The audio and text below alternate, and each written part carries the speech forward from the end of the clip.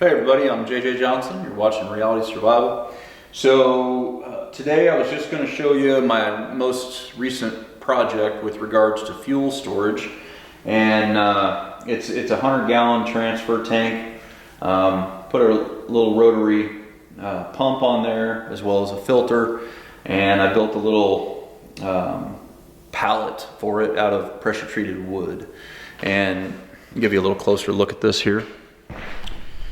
The reason that I went with this instead of something bigger was, well, first off, is because of budget.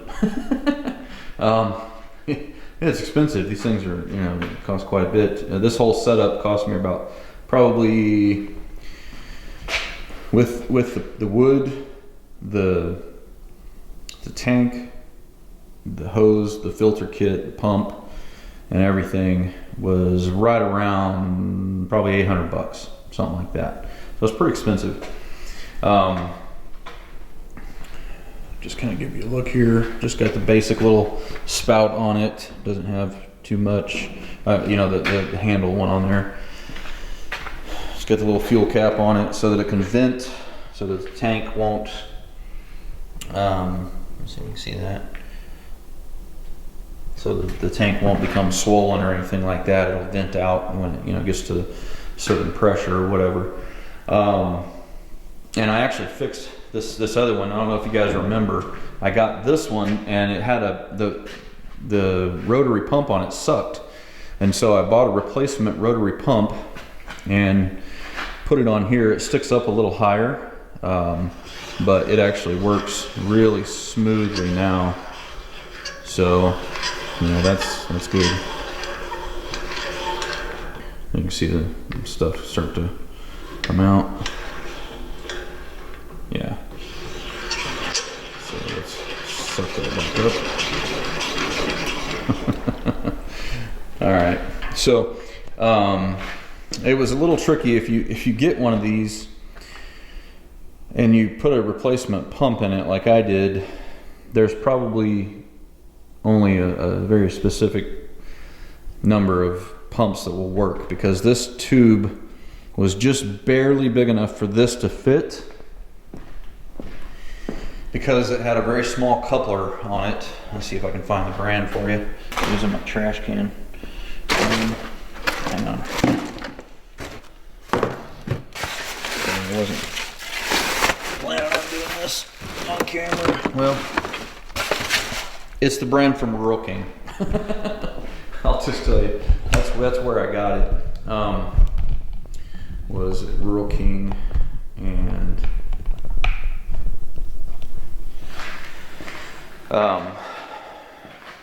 it worked pretty well, but it was tight, right? And I don't know if you saw in there, I had to put a little JB weld around there to keep any back pressure from pushing fuel up and stuff like that. But it worked out. So these tanks, they've all got different purposes, right? So the little 30-gallon red one back there, that's for just like here in the garage. I can move it around, I can fill up the equipment, smaller cans, stuff like that. It works pretty good. This is a 100-gallon tank, and it allows me to use it to fill the smaller tanks, and also to fill, trucks, equipment, tractors, bigger machinery, whatever, and have a little bit of storage capacity on hand, because gas prices are probably going to get pretty expensive. That's just my guess. And so I just wanted to beef up my fuel storage capacity a little bit. And that's what this is for. It's one of them. I'm probably going to do another one with diesel as well. And when I get the money, down the road, then I'll get a bigger agricultural tank that'll hold 250, 300 gallons or something like that. But it's kind of intermediate steps to get to that point, I guess. So the cool part I like about this one is with my tractor, I've got a set of forklift skids, and I can, because I mounted it to the pallet and everything, I can put that, I can lift it up with the tractor. I can put it in the back of my truck. I've got some stickers coming that'll make it, compliant with the laws as far as, labeling and all that kind of stuff.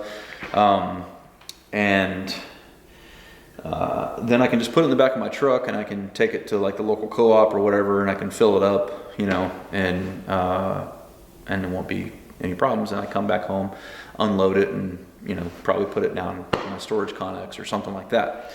So it just gives different options, and I can, you know, pull the tractor out and bring it up here if I need to fill up the other ones or something. It's portable.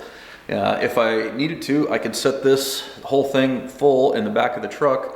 If we had to bug out and go a long ways, you know, then I could basically triple my distance, because it's 100 gallons as opposed to, you know, like a 30 gallon or 35 gallons. So I could potentially, you know, travel a lot further, and just once I get a little low, I could stop in a secure area, pump some into the vehicle, and then keep going, carrying my own gas station. Now, obviously, there's risks associated with that, right? If you get into a wreck or something like that, or somebody's shooting at you or some weird craziness, and, you know, you get fuel leaking all over your hot exhaust or your catalytic converter or something, you could have a fire, and there's risks there. So I'm not advocating doing it like all the time or whatever. Just would be an emergency kind of basis. But it's probably safer than carrying around, you know, what would it be, 25 gallon gas cans. You know, it's contained, it's a steel box. It's going to be probably tougher, and, you know, those little spouts are always shooting out gas, and, you know, if it got hot out and they got over pressurized, and I mean, the gas cans are just a pain in the ass, man. I hate them, so I can't stand them. So that's why I've been trying to find alternatives to having to deal with gas cans. So just one potential way to do it. When I got this, the GPI hand rotary kit, I got it from Northern Tool. It only had, let me show you here. It only had two. It only had two of these little bolts. It had one back here and one over here. And I went ahead and added a third because it just made the pump a lot more secure, and it was easier to level it up and all that kind of stuff. At least that's what it felt like to me. These also do have a little way to lock them. You can take and put a padlock through there. Now, obviously, that's not super secure, but it's made to at least discourage the honest thieves. So that is pretty much that. I didn't have a whole lot to say about those, except for the fact that they have some, some advantages to them.